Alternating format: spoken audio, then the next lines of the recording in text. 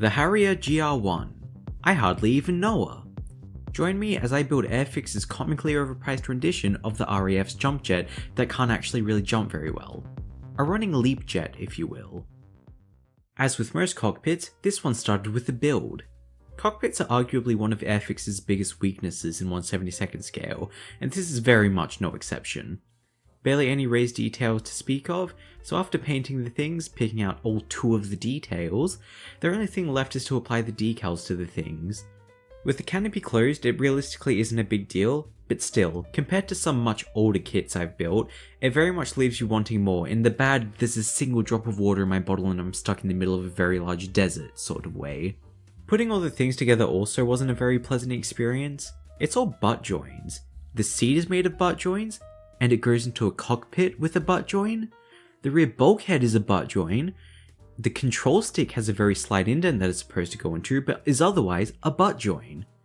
I'd like to retract anything I've said about Academy's Corsair, because this isn't just vague, it's straight up nondescript. Mercifully, general construction was much better.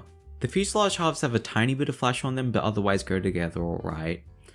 Likewise, all the tail bits go on about as well as one could hope, although while the instructions say that you can angle the horizontal stabilizers by plus or minus 19 degrees, there's a massive hole inside of the fuselage if you do. The wings do leave a very slight step towards the front of the fuselage, but this can very easily be remedied by ignoring it. Also, the air intakes have a sprue gate in a very unfortunate place. Kinda makes you wonder if a human actually designed these kits, because if they did, they're not very bright. Before priming, I had to do a bit of sanding to rectify the seams, but I didn't record any of it because I don't want to torture you with that. Yet. The primer did reveal that I should probably buy a proper putty one day, but you know, it's fine.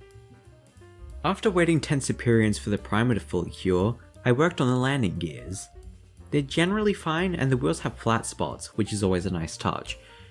But then it all gets a tad ruined by the fact that the nose landing gear was designed by a toddler. It goes together in 2 halves, but it's somehow even worse than nondescript. It's just plain obfuscatory. And what's even better is that they want you to add the wheel when you're putting these 2 halves together, meaning you've got an exciting choice between the nose landing gear being a complete faff to paint, or having to cut off the pegs that hold the wheel in place and sort of just clamping everything together after the fact and praying that it works. Can you tell that I'm having fun? Anyways, perhaps a bit of painting will calm my nerves. Fortunately, Britain does have a widely documented colour standard, so I only had to do a bit of guessing. Fun fact, did you know that ScaleMates has a colour conversion feature, and it contains federal and British standard colours? I decided to use Vallejo White Grey for the underside, but I don't know if it's a skill issue on my end, or if they've reformulated their model colour stuff, but it's a bit of a pig to work with. Coverage was about as expected, but it seems to have held brushstrokes a lot more than usual compared to previous attempts. Either that or I really bugged up the primer. I used AK's Dark Sea Grey, partially because I wanted to use AK 3rd Gen for more than just a few small bits and bobs, mainly because Vallejo Model Colors Dark Sea Grey has the worst pigment separation issues I've ever seen, even with multiple bottles purchased multiple years apart. The AK paint, while it went on pretty well, is noticeably a bit more on the browner side, which isn't super accurate for Dark Sea Grey. If you gave it to me without telling me what it's supposed to be, I'd have told you that it was a match for the F-35's grey, it's that brown. This is because I got Dark Sea Grey, and not Dark Sea Grey, like the idiot I am. Because I didn't much feel like going to the city just to spend $5 on a single bottle of paint, I just went with it. Vallejo's olive grey was used for the green, and apart from a few brush strokes because I can't follow my own advice, it went alright. After a coat of gloss, the decals. You may not like it, but this is the ideal quantity of decals. They shouldn't make decal sheets smaller than this. This kit comes with 2 schemes. First is GR1 from No. 1 Squadron of the RAF. The kit depicts this plane during carrier trials on the HMS Ark Royal, circa 1971. Although it's also worth noting that it was later converted into a GR3 and then promptly got into a mid-air with a Harrier T4 in 1983. Second is an AVA-A from the US Marine Corps, Bureau number 158702. It's in a frankly really ugly looking winter camouflage, and that's about all I can really find about it. The kit does come with US specific weapons, including some really nice looking sidewinders which will be going straight into the spares box. Given that it's a modern Airfix kit, the decals were flawless and settled down into the surface detail incredibly well. After another coat of gloss, I could proceed to do not very much with oil paints. Given the context of the scheme I went with, as well as the fact that GR1s never saw any real action and seemed to be kept pretty clean and shiny in real life, I decided to actually be subtle for once in my life.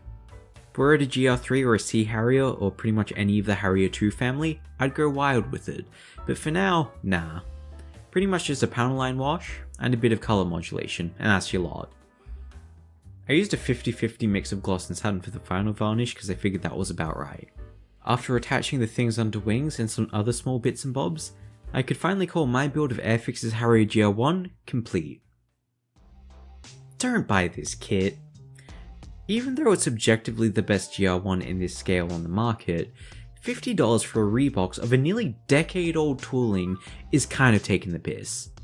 Especially so since it just doesn't feel like $50 worth of kit. The Harrier's a pretty small plane, and frankly, this kit is designed like their Spitfire Mark 1, but in a very derogatory sense. Sure, if you've enjoyed just about any of Airfix's other 1/72nd scale aircraft they've tooled within the last 10 years, you'll probably like this, but good god, the value proposition here is just woeful. As much as it pains me to say it, you're probably better off buying the Italeri kit.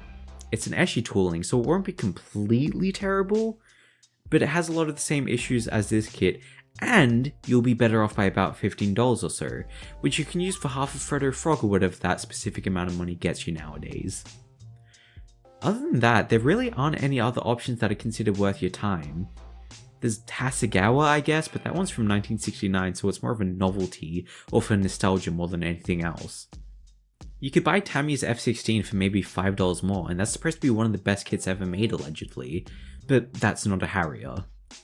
You could buy 6 or 7 mistercraft kits. They'll all suck, but you'll have them.